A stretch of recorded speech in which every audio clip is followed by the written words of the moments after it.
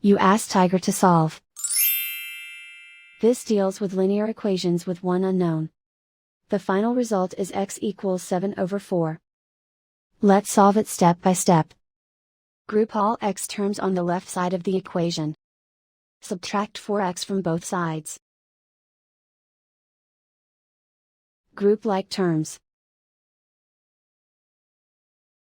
Simplify the arithmetic. Group like terms. Simplify the arithmetic. Group all constants on the right side of the equation. Subtract 5 from both sides. Simplify the arithmetic.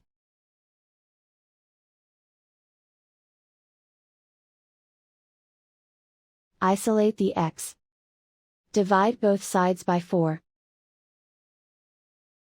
Simplify the fraction. And so the final result is x equals 7/4.